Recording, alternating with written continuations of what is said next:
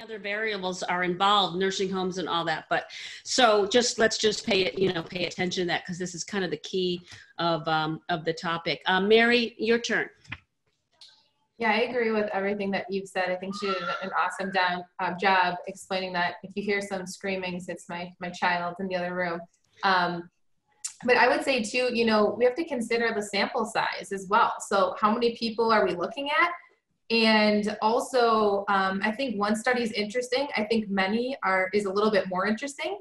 So whenever I look at a research study, I look at it for all the reasons that Eve did, and looking who they're affiliated with. Is there a donor? Where's the money coming from? Or who's influencing it? Right? I remember reading an article where the research was about how dairy was really helpful for nutrition, but who funded that? A dairy organization. So you look at the results and you go, I wonder what's going on there. So that's always something to always look at, and I think it's really important. But then also, I think we're really going to see, when it comes to research, we probably won't even know a lot about this stuff, friends, for several months, if not years down the road. So for research to actually be legit, it takes time to research. So be careful when you're reading one research article, because what's really helpful is when there's more articles that support that. And then when that hypothesis is proven to be what they feel true, then there's another study that is trying to do that exact same study and can dig into more of that detail. So I think we just need to be really careful about what we read as our truth, and always question. And even if you find some truth in it, that might not be exactly what you should do at your facility, or as you as a professional moving into that fitness center. So it's kind of like reader beware when it comes to some of these things. But I like to see that people are trying to Great, thank you. Going. Yeah, and use a little common sense too, right? Jason, thank you. Thank you, Mary. Dr. Jason Karp. Oh, well, yeah, I agree with everything that Eve and Mary said. However, one comment I will make about who's funding the study, that's oftentimes okay, because those are the people, like Mary used the example of the Dairy Council, those are the people who are most likely to fund a study on the study having to do with dairy. You wouldn't find some outside organization that has no interest at all in what you're doing. So it is perfectly okay for the organization who's, you would think that they might have some vested interest in what the results of the study are, but those are the kinds of organizations you seek funding from. So like if you're studying something about, a drug, you're not going to go to some organization that has nothing to do with drug. You're not going to go to transportation department to get funding for a study about drug. They're not going to have any interest in funding that study. So that's perfectly okay to get funding from an organization where they may have some vested interest in the results, because that's the most likely organization to give you funding. However, you have to, not every scientist is ethical, but by and large, scientists are ethical, and it does not influence how a study is performed. And so I know, just doing my own research and the organizations that I got funding from as a researcher, yeah, you write a grant, you get funding, but you're an ethical scientist, and you don't do things to tweak the results to satisfy the people who are funding you. That would be unethical research. And not that doesn't happen. Sometimes it does, because there are unethical people in science, just like in other industries. But the hope is that the scientists are ethical and they don't do anything. But just jumping on other things that the two of them said, that there are a lot of things that affect, what scientists refer to as the power of a study. The science is all about statistics and what makes the study more powerful. So Mary mentioned one thing is the sample size. The sample size is really important, because the smaller the sample size, then the larger the differences have to be between groups of whatever two things you're measuring. Like if this group gets this drug and that group gets that drug, the differences in the effects have to be larger between those groups if the sample size is pretty small. And so it's harder to pick up what scientists refer to as statistical differences. And so the sample size is a big thing that affects the power of the study. Another thing that affects the power of the study is the type of statistics that are used. Some statistics are more liberal, some are more conservative, and how they pick up variations between groups and differences between groups. And another big one is how the study is designed. I know Eve mentioned about study design. There's a few different ways to design a study in terms of how you categorize or separate the subjects. One is an independent groups design, where you have separate groups and each group gets a different treatment, and then you compare whatever the variables are, that the dependent variables that you're comparing. But the more powerful type of design is called a repeated measures design, where you have one group that gets a repeated measurement. So if you're doing a drug study, you try different drugs on the same group of people, because then they act as their own control. If you have an independent groups design, we have separate groups, each group getting a separate treatment, then you also need a control group that just gets a placebo, so that you can document that the placebo group had no effect. Because if the placebo group, if there's an effect, well, then that decreases the validity of the study, going back to what you said about validity. So a repeated measures design, where you have a group of maybe 20 people, and they each person gets to treat multiple treatments. You treat whatever thing it is you're treating, whether it's a beverage or a drug or a type of training program, whatever it is, you repeat the treatment on the same group of people so that they serve as their own control, because there's less variation that way, because the same people experiencing each treatment. So that's a more powerful design of a study. So there's lots of things to look at. The results of any study is the result of how you do the study. Oh, go ahead, then I'll stand here. I thought somebody was chiming in. So the result of how you do a study is oftentimes how the study is done. And so I forget who it was, I think Mary was, that mentioned that you don't want to make conclusions off of just one study, because that's not how science is done.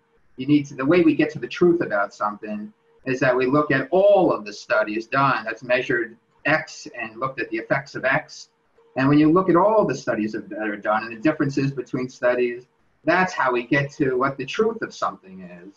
A lot of people just like to cherry pick something that supports what they want the truth to be. And they say, well, this study found this, but there may be 5 other studies that contradicted that one study. And then you have to look, contradiction happens all the time in scientific research. And the way we figure out what the truth is to look at the differences between studies, how they did the study, how they did their statistical analysis. And that's a lot of work. I mean, science can be rather complex when you really get into the differences between studies and the types of statistics that are used to analyze the results. But that's what needs to be done to really figure out what the truth is about something. All right, thank you. You mean we can't just pull it up on Instagram and Facebook and believe it? Is that what you're trying to say? That's the problem with social media. Darn it. Just throws I'd like to add something.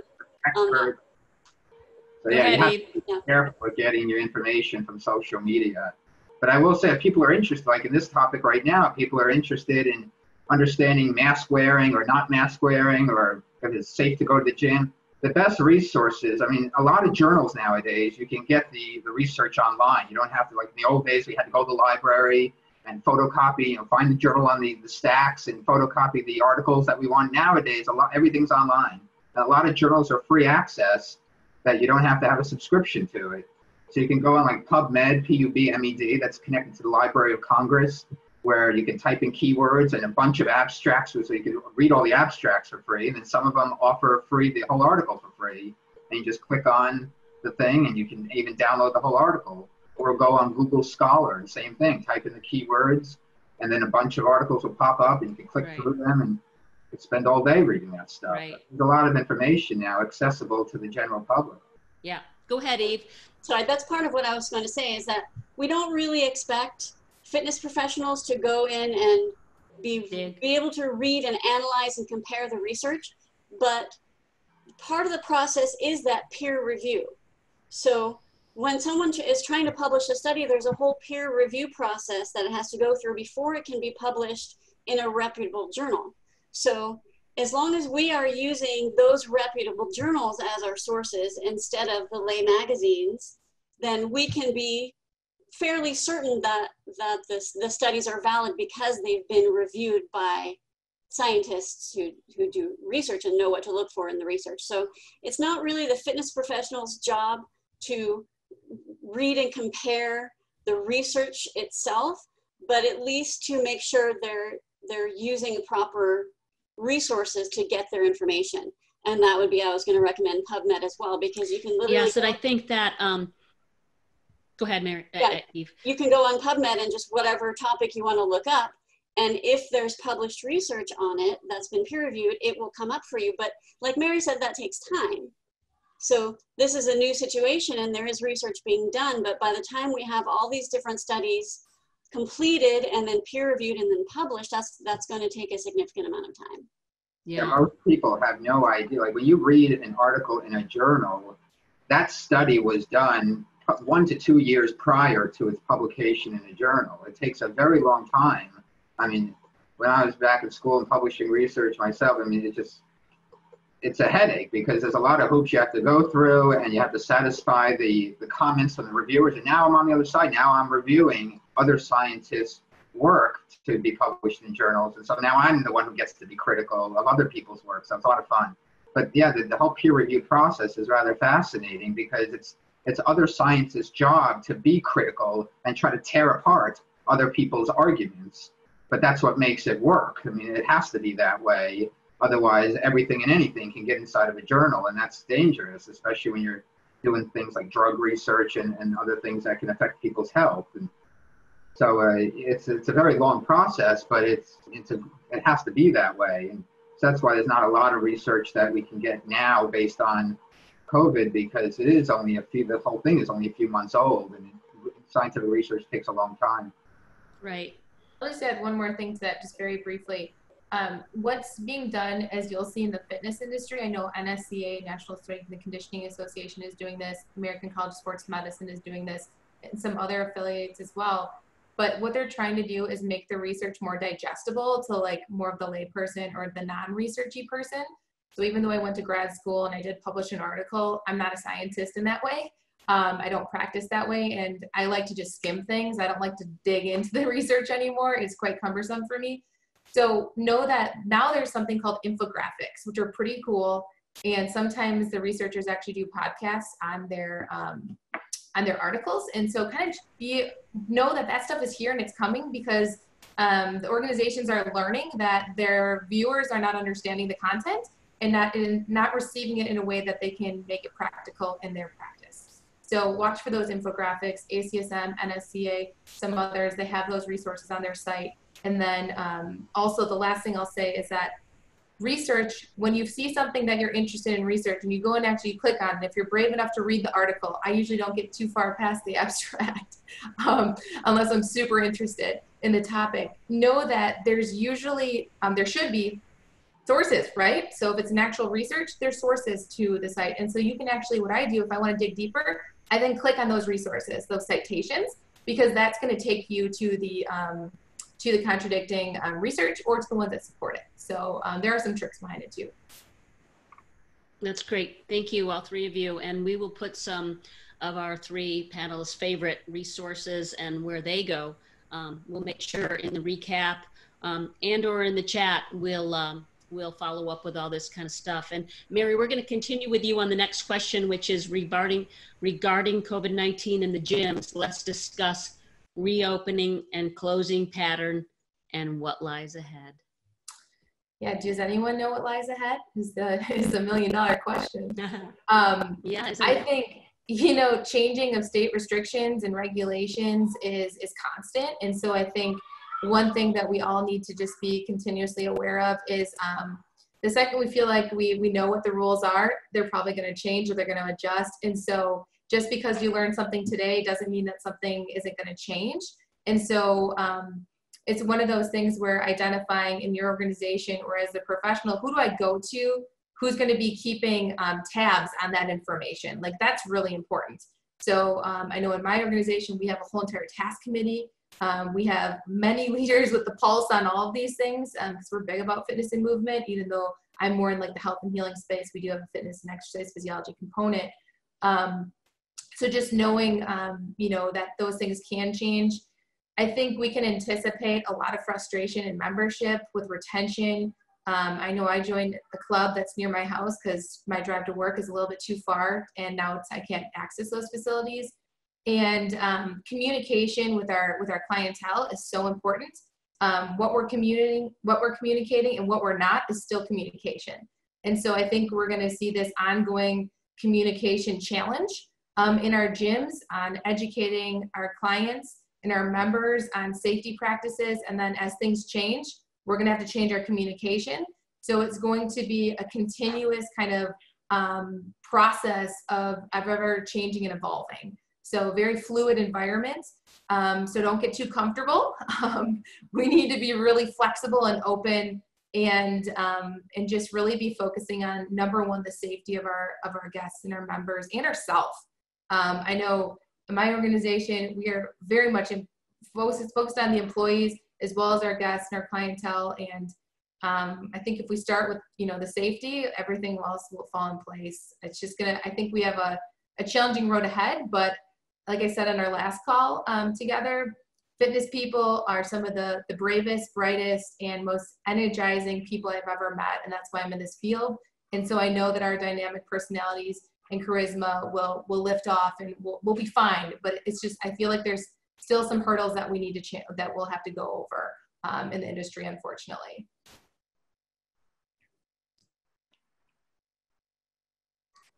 I think you're on mute, Janice.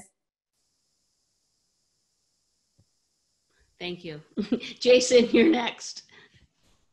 I agree with everything that Mary said, and the fact that, I mean, really, I think a lot of it comes down to the risk to benefit ratio, and the risk to benefit not only to the people going to the gym, but the risk to benefit to the business owners, the people who own the gym as well. And a lot of people are having to change their business models now. We see everything online. But as far as what it's going to take to open gyms, I think you have to really ask yourself, well, what is the risk? What is the real risk of spreading the virus by going to a gym? Honestly, I mean, again, this is an area that I haven't spent time actually going through all the research studies. I don't know how many research studies are on that right now. There may not be a lot because it's such a new thing. But my guess is that it's probably pretty low risk. I mean, it's an airborne virus, and so you would have to be in pretty close proximity to somebody and inhale their breath, or if they sneeze or cough near you, and so it's probably a pretty small risk of going to the gym to do a workout. I mean, how many times has anybody gotten sick from the flu or pneumonia by going to the gym? It probably happens occasionally, but that's not the major way. I mean, I think the contact tracing that we're hearing so much about is going to play a big role to find out, as society gets back together and people get sick, as the numbers are rising now, well, why are those numbers rising? We have to trace back to what are the situations that those people are in. And, getting back to the whole theme of this, take a scientific approach as to, how do we control the confounding variables, as Eve was talking about before, the things that can confound a study. How do we isolate and figure out, well, what are the causes of people getting sick from this? How are they contracting the virus? Are they contracting the virus by going to the gym? Or are they contracting the virus by hanging out at the beach with their friends or having a dinner party at home? The contact tracing, I think, is going to be extremely important throughout this process to figure out, well, what are the situations that are really causing the spread of this virus? And then that will reveal some things. That might reveal that, maybe gyms are bad and we have to close the gyms. Maybe that will reveal that gyms are not bad and gyms are okay to open. So I think the contact tracing will be very important. But as individuals, you have to ask yourself, well, when I go to the gym, how close am I in contact with people? For how long am I in that close contact? Because we hear a lot about the viral load. The viral load is very important. And just casual contact with people where you may be in someone's presence for a few minutes, you're not going to get the virus that way unless they sneeze directly in your face. But if you have a high viral load, like if you're in a room with somebody for a few hours and you're breathing in each other's air and you're coughing and you're sneezing, or all the things that people do, they rub their nose, they shake somebody's hand and the other person rubs their nose, all the things that humans do. If you're doing that over hours of time, well, then that's a much greater viral load, and then the risk is much greater. And so you have to ask yourself about the viral load and how long that you're being in contact with someone, and what really is the relative risk of going to do a workout at the gym. Do you perceive that risk to be high? Do you perceive that risk to be low? And then what is the truth? And now gyms are separating the equipment from each other, so there's more room between people. So like I said before, I mean, my guess is that going to the gym to do a workout and then you leave the gym, my guess is that it's pretty low chance of you getting the virus or spreading the virus to somebody else that way. But, the contact tracing will really be the telltale of how this is being spread. Thank you, Jason. Eve? Yeah, I agree. We're in a very fluid situation. You know, what we think is right now might change, and we're kind of adjusting as we go along. I think there's no question that it's going to be a very long time before we get back to where we were before, if ever. So we all have to make adjustments. We've all been making adjustments, and we have to continue making adjustments. And I also agree that it's a risk-benefit ratio that each person has to weigh for themselves. So I think there are definitely areas of the gym where the risk can be low. I think there are definitely areas of the gym where the risk could be higher. For example, if you're in an enclosed room on a bike with a group of people and there's very little air circulation, there's a very high likelihood you're going to be breathing in someone else's air, as opposed to if you're in a one-on-one situation with a trainer and a client, and you know the trainer's wearing a mask, perhaps the client's wearing a mask. We're going to talk about that too. You know, assuming the surfaces, because it's not just breathing the air, it's also the surfaces that you're touching that other people have been touching. So you have to look into what the protocol is at the gym and what the cleaning situation is there. I think there are definitely ways to make it safer than it would have been if we just kept things going the way they were.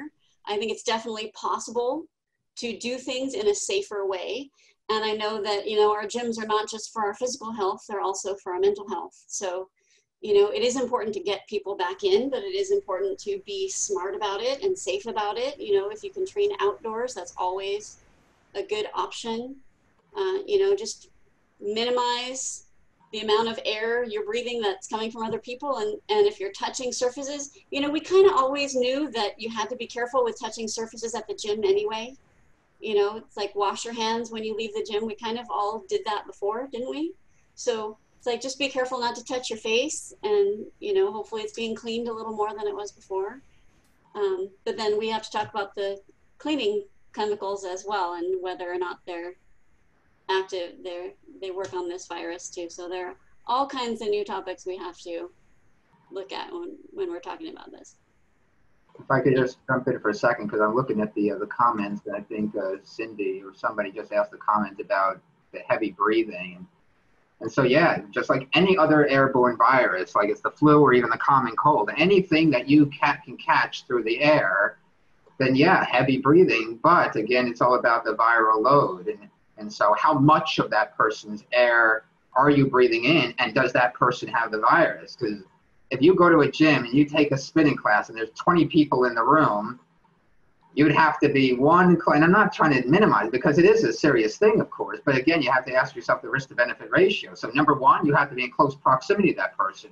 Number two, they have to be breathing hard enough that the virus and the droplets of air reach your mouth and nose, and then you inhale it. And then three, that person has to be sick. That person has to have the virus. Chances are, the 20 people in that room, the chances are greater that nobody has the virus than the chances are that they do have the virus. So when you weigh all of that together, the chances of going to the gym and doing a workout, it's probably pretty small. There is a risk, just like there's a risk of catching the common cold when you go to the gym. But the difference between the cold is it's not as dangerous to certain people, and we have vaccines for the flu. And the biggest issue with this is that there's no protection. There's no vaccine yet. There's no drug yet, where we have drugs and vaccines for other things. But in terms of the risk of going to the gym and getting it or spreading it to someone else, that's probably pretty small when you sit down and you add all the variables up. So to answer Cindy's question directly, yes, you can get it from inhaling somebody's heavy breathing, but you have to be close enough, and that person has to have the virus. Yeah. Okay, we're going to move on to, thank you, Jason. Thank you, everybody. Number 3, what are your feelings about wearing masks and teaching and training? Lucky you, Jason, you get to start with this one. I don't know. Sometimes I think I have different opinions than other people, because I do tend to look at, well, what is the risk here? And I think someone just asked, I think it was Pam just asked about wearing a mask while exercising. So this is a timely question, because you just asked the question. So again, it's you got to weigh the risk to benefit ratio. Are you inside versus outside? If you're outside, like every day I go out for a run, I've been running 6 days a week for 30 something years. Every time I go out the door to run, and I see people walking around the neighborhood wearing a mask. And I mean, you got to do what makes you feel comfortable, but a lot of this is psychological. You know, when you're just outside going for a run or going for a walk around a suburban neighborhood, the risk of getting or spreading the virus is practically zero. So you don't need to wear a mask while going outside for a run or doing like a boot camp style workout where there may be 3 or 4 or 5 other people. The risk of catching it or spreading it that way is so small. I mean, again, do it if it makes you feel better psychologically, but the risk of spreading the virus that way is extremely small. Again, you would have to be in an enclosed space and have a large viral load, but constantly breathing in somebody else's air. Like when I go out for a run, it takes me literally less than 1 second. If somebody's walking toward me and I'm running by them, I'm passing them on the street or on the sidewalk. We're a few feet from one another for literally less than 1 second. You're not going to spread the virus that way. It's just not going to happen. The chances are 1 in a billion that I'm going to inhale or they're going to inhale my breath in the less than 1 second it takes us to cross paths. And so when you're outdoors, there's really no reason to wear a mask unless you are literally in a group of 1,000 people and you're all literally right next to one another, breathing each other's air in and out. And when you're inside, it's different. It depends, again, on how big the space is, what the air circulation is, how many people you're next to. You know, I mean, it depends on a lot of factors. Are the people you're next to, do they have the virus? Because if you're all wearing masks in a room of 10 people and nobody has the virus, well, then how are you going to spread it, you know? But even though the numbers are going up, the numbers of people who are documented to have the virus are still very small. Like I know here in San Diego, I think we're up to like 17,000 people out of the 3.3 million people in San Diego County. So even if we multiply that by 10, because a lot of people may be asymptomatic, not everyone gets a test. So even if we take that 17,000 people who have done there's still a significant problem. We need to do something about it quickly. Somebody, I don't know, somebody sounds like they're talking back, I don't know. Is So somebody saying something? 17,000 and multiply it by 10, say that there's 10 times the number of people who have had a positive test who really have the virus. You're still talking about 170,000 people here in San Diego County out of 3.3 million. So it's still, even though the numbers are going up, and I'm not minimizing that because it is bad. I don't want to get sick. I don't want to get the virus. So it is bad. But even if we take the documented numbers and multiply that by 10 times, we're still talking about a very small percentage of the population that is actually walking around with the virus. So you have to weigh all of these things and then ask yourself, what's the risk to benefit ratio? Do I really need to wear a mask in this situation, or am I okay not wearing a mask? You got to take a scientific approach to it and try to, you know, look at all the factors and then weigh the risk to benefit ratio. All right, Eve, what do you have to say about this? Well, speaking about taking a scientific look at this, I know people are saying how uncomfortable it is to exercise in masks and how unsafe it is to exercise in masks, but there are actually masks designed to restrict your oxygen intake during exercise for the purpose of mimicking altitude training. There are actually masks made for that. So there's a benefit physiologically to restricting your oxygen intake. It, just like in altitude training, that it triggers your body to produce more red blood cells, which gives you an advantage in endurance training back down at sea level. So I'm not saying that's what's happening with the masks, that these kind of masks. I'm just saying that it's uncomfortable isn't necessarily dangerous to be uncomfortable. Now, once the masks get wet and things like that, it restricts the airflow. I don't know that there have been studies on that. I can't speak to that. And obviously it's more comfortable to exercise without it. But then again, it comes down to the risk and benefit of who else are you with. And, you know, I think it's reasonable for the trainer to maybe wear a mask and the exercisers to not, if they can stay far enough apart to not breathe each other's air. I think that's a reasonable compromise. I think you're on mute again, Janice. Thanks, Mary. You got to be on me every call. It's okay. The kids are making noises in the background, so I keep muting myself. So I might be the one that goes against, or maybe has a different opinion. And that's okay. You know, I like what Eve, you said, and Jason, I agree with some of the things that you've said as well. First, when it comes to the mask, I think that, first of all, there's some people that cannot wear a mask. You know, people that are very deconditioned, even people that are very overweight or obese, even just normal activities of daily living, of walking out of, you know, getting up out of a chair and walking to their kitchen makes them get to the point where their threshold is to the point where they can't really talk. So very deconditioned folks, that's not, you know, something we want them to do. So I worry about our folks that are going to be entering the gyms because they want to lose weight and those things. You know, I think we just need to be mindful of who the person is and when they're coming into the gym and that clientele. So I have some concerns about who's entering our gyms just physically. I do have some concerns about people gathering in spaces. I'm not very comfortable with the idea of, as we exercise, cardiovascularly is really my concern, quite honestly, because as our heart rate goes up, our blood pressure goes up, our ventilation goes up. And so our oxygen consumption, I know someone had a comment there. Think about it. So at rest, your oxygen consumption is 3.5 milliliters of oxygen per kilogram of your body weight per minute. As you go up in intensity, that goes up. So you're ventilating more. So now you're not just breathing normally, but you're huffing and puffing and you're ventilating. So I do have some pretty significant concerns with more of these cardio gyms being indoors. I think if there's the opportunity, I saw something when I was doing some research for this call where a spin class was done in on a basketball court indoors. Huge facility, bicycles are far apart, a lot of room for airflow, and that would be more of a safe situation. What I'm really nervous about is what types of gyms we have today. We are more focused on trendy, small little boutique kind of fitness places, your Orange Theories, places like that. I'm pretty concerned about that, quite honestly. I know our members are going to be our guests are going to have to be wearing masks. Am I excited about that? No, because I have a lot of concerns with wearing masks. I would actually recommend that any way we can do it, darn it, Arizona, it's way too hot right now, but exercise should be done outdoors. I mean, I think that's going to be the win for the fitness industry, is going to be get people outside, opt outdoors. Let's get creative with our programming, because outdoor activity is a win. To Jason's point, do I wear a mask when I run? No, but I'm also smart about where I run. I'm not going to run where I know other people run and there's packs.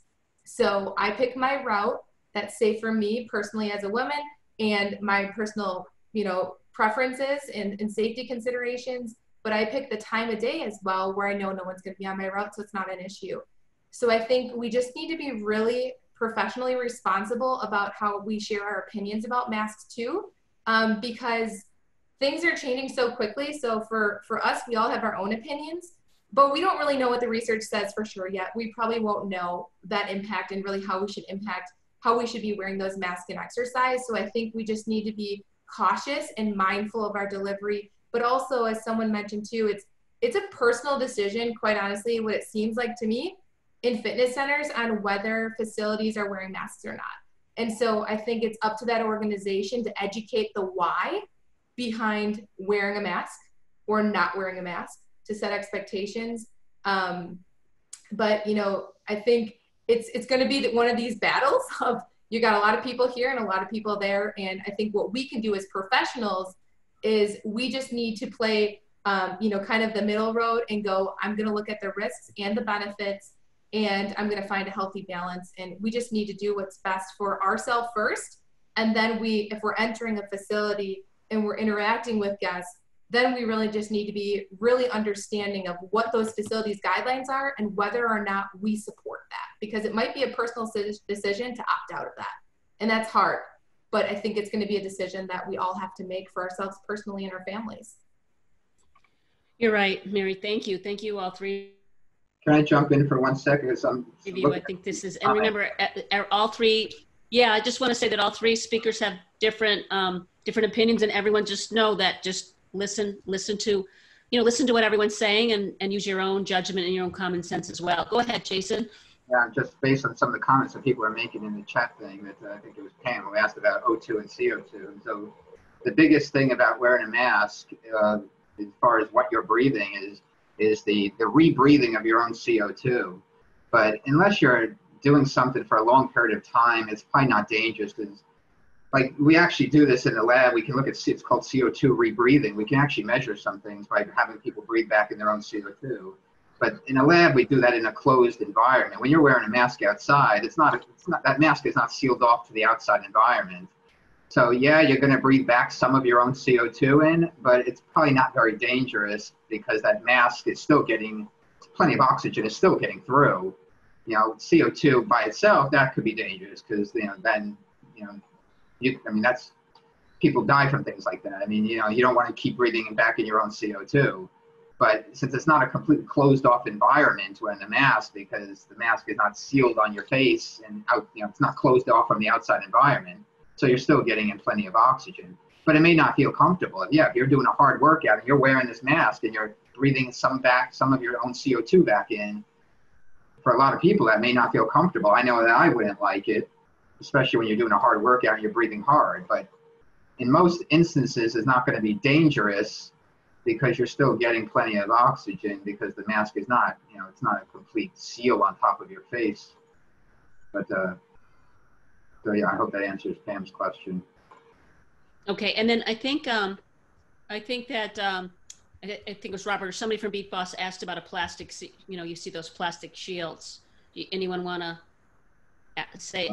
answer that? Less comfortable than a mask even, because now you have to deal with your breath on the plastic shield, and it's going to get all fogged up, and you know, shield is more likely to block things than probably a fabric mask. And I would think the shield would be even more uncomfortable to exercise in compared to the mask.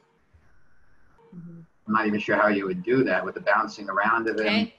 You would need something that fits on your face that's not going to move around. Otherwise, it's going to be a pain in the neck. All right. We're going to move on to our question number 4. Has anything really been proven yet in regard to sanitation and cleaning of equipment? Eve, we're going to start with you.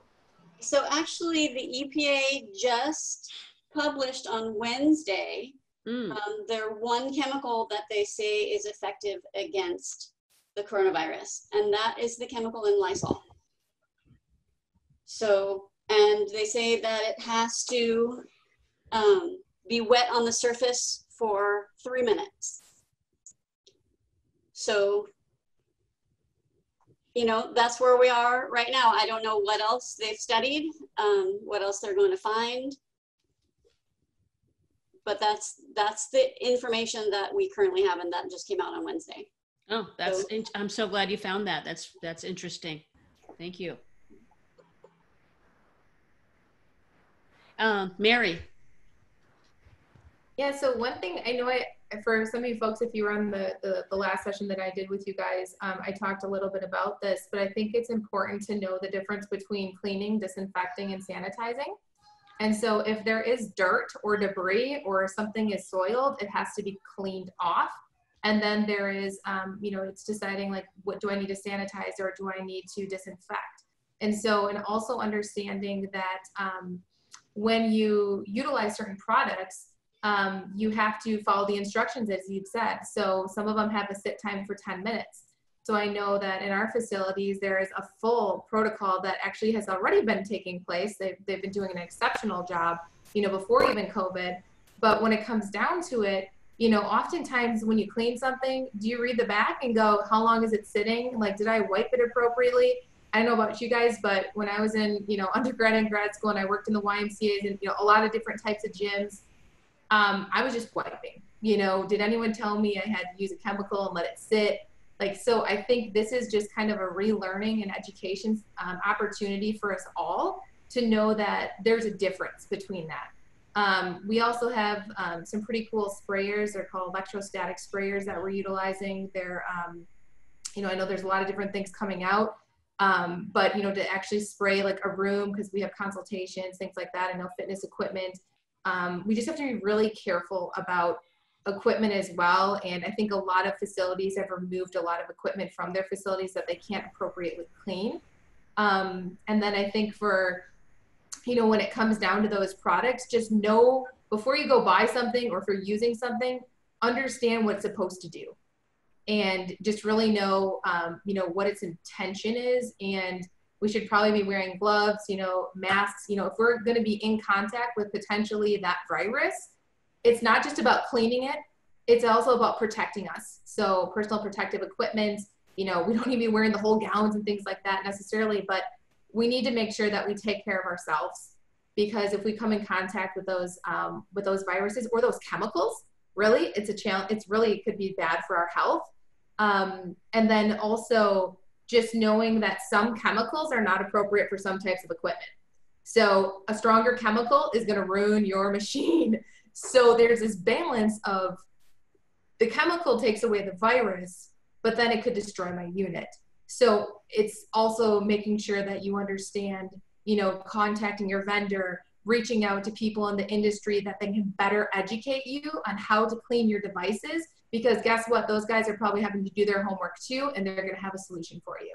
Either that, or they're just going to be honest with you, and you might consider not having that piece of equipment in your facility. So that was probably a little bit too much. I'll stop talking now. But those are my comments on cleaning. Thank you, Mary. We touched on that on your last call, and a lot of the vendors, whether it's Precor or whatever, we're coming out and talking to the gym owners about what equipment is best to protect their equipment and the difference on sanitation and all that. And Kat said we really better keep this quiet, because now everyone's running out for Lysol, just like the toilet paper thing. So be careful what we say here. It's true, right, Kat? Go ahead, Jason. You're on. Well, I don't have that much to add, and I'm not well versed in that area of research. I have not spent time reading all the research on cleaning but again, a lot of this comes down to the risk to benefit ratio, and we know that this is an airborne virus, and so the major way that people get this is through the virus droplets in the air. Can you get it by touching a surface and then touching your face? Yes, but the virus has to be live on that surface for a certain amount of time, and you have to touch it within that time frame, and then touch your nose or your mouth or your eyes or some other way it could get inside your body. So it's a much smaller risk than the airborne way of getting it. How often do you, like, I know my twin brother lives in New York. Before this whole thing, he was on the subway all the time. And my brother gets sick, a fair number of times per year, because you're on a crowded subway and everyone's touching everything. And then humans always scratch their nose or whatever. And so when you're in situations like that, it's a much greater risk. The gym owners have a lot to deal with now, because they have to meet certain guidelines of cleaning in order to be able to open their gym. But we always have to keep in mind that first, the major way, and I'm sure the contact tracing is going to show this, the major way that people get this, just like you get other airborne viruses, is through the air. It's not by touching a surface and then touching your face. You can get it that way, but the risk of getting it that way is much, much smaller than the risk of getting it through airborne. Okay, thank you. Our number 5, what is your best advice when talking about guidelines, protocols, and the safety of our clients and members? And we've pretty much, touched on this a bit, but let's further the conversation. What is your best advice about when talking about guidelines, protocols, and safety for our clients and members? And I'm going to start with Mary. All right. If you guys have gathered already, I like to go to our credible organizations as truth. Whether they've not figured it out completely, they're probably our best way of, looking at information. They've done some vetting of it and can navigate. So I've been following IRSHA, I've been following ACSM and some other places. I know if anyone is an ACSM member, they have a new pre-opening playbook that you can download. I just looked at that today. I know IRSHA also has some resources. And so I think, and there's also been some webinars and, what are people doing in other gyms? There's a lot of information out there. And so first and foremost, look at your state, what they're doing, what their guidelines are, what the rules are. Also, I'd recommend looking at what other states are doing, because what one state is doing might not be the best thing. And I think what I like to do is I like to look at what everyone's doing, or just kind of check to see how changes, have been taking place and how the population is being impacted from it. but then I would go to the folks that are taking the time to put it all together for us. I'm kind of I like to use my resources and not spend too much time if I don't have to. So I like to go to ACSM, IRSHA, and other folks like that. They have all of the links that go right back to the CDC. They also link to other professional organizations that are reputable. And I mean, certainly it's reader beware, as we've talked about, but at least we're getting some of what they feel to be some solid information and some recommendations. But really, when it comes down to it, you can have all these playbooks and all these guidelines and checklists, but if you are the operator or the business owner of a facility or a leader or manager, you still need to look at the design of your facility. None of those checklists are going to be specific just to your facility. So that's where you have to do your own site audit and kind of look to see, are there any additional needs, but that can give you a really nice head start and make you feel confident that, you know, you're taking some really serious precautions. Thank you, Mary. Jason, you're next. Yeah, I agree everything Mary just said. I mean, I do think that we need national guidelines. I think having 50 separate governments doing their own thing, I don't think that works. You know, people go back and forth from state to state. I mean, here's Janice in California, but she lives in Arizona. And, you know, we're a very mobile country. And because of that, I don't think it works when you have 50 separate governments and even municipalities, local municipalities within those governments, all doing different things. I think we need one set of national guidelines that everybody follows in order to stamp this out. And I think the reason why this has not been stamped out yet is because in this country, we don't like to be told what to do. Everybody wants to do their own thing. Don't tell me what to do. And that becomes a problem. And so that gets into a whole ethical conversation is, do you give people free will and let them make their own decisions? Or do you force people to do what's best for the greater good? That goes beyond our talk today. But I do think that we need a set of national guidelines that everybody has to adhere to. And within 6 months, we could probably get rid of this whole thing if everybody follows those guidelines and doesn't deviate from it. The problem is that people deviate from guidelines, and that's why this keeps spreading around. So I just to add to everything Mary said, I think we just need a national set of guidelines that everyone is mandated to follow. Too little, too late. No, just kidding. But yeah. Yeah. Eve. Yeah, I agree. I mean, we need to look to the organizations we trust and the government for the guidelines. It would definitely be less confusing if there was some kind of set of national guidelines that wasn't constantly changing. I think what we have right now is very confusing. But, you know, it comes down to the risk-benefit analysis and common sense. You know, try to breathe as little of other people's air as possible. Try to touch as few surfaces that other people are touching as possible. Wash your hands, don't touch your face. And then with that in mind, you know, whatever you feel safe doing without endangering other people, following the guidelines is going to be the best course of action. Great. Thank you. There's some questions in here. I think now we'll take some of the latest questions if we can. Let's see. I know there was some about the difference between cleaning, disinfecting, and sanitizing. I did a little copy and paste there, but my bullets and formatting. But cleaning removes germs, dirt, and impurities from surfaces or objects. Cleaning or disinfecting kills the germs on surfaces or objects. And then sanitizing lowers the number of germs on a surface or objects to a safe level as judged by public health standards or requirements. So I always have to look that back up. So like I always have to remind myself, hence why I have my cheat sheet. So just know that there is a difference and we should probably know the difference. That's great. Thanks for being such a quick looker. Does anybody know if it can spread through sweat and other body fluids? I don't believe it can. To my knowledge, it can't. It's an airborne virus. It's respiratory. Yeah. It comes out of someone's lungs. There you go. Is there anything in the chat that I missed? Any other questions before we have a little wrap up and I give you a couple announcements? Anything from the chat box? Hi, Louise. Good to see you. Thanks for hopping on, buddy. and everybody else, but I didn't get to decide to say hi to my buddy Louise. Thanks, Janice. So anything else from the chat that we missed? You can raise your hand in the reaction thing, or just, okay, we got something in the chat. Thank you. Good information. Yeah, we're all, here we go again with the cliche, we're all in this together, but it's true. And us fitness professionals just really love to stay connected. We support each other. We are a resilient bunch, and we will power through.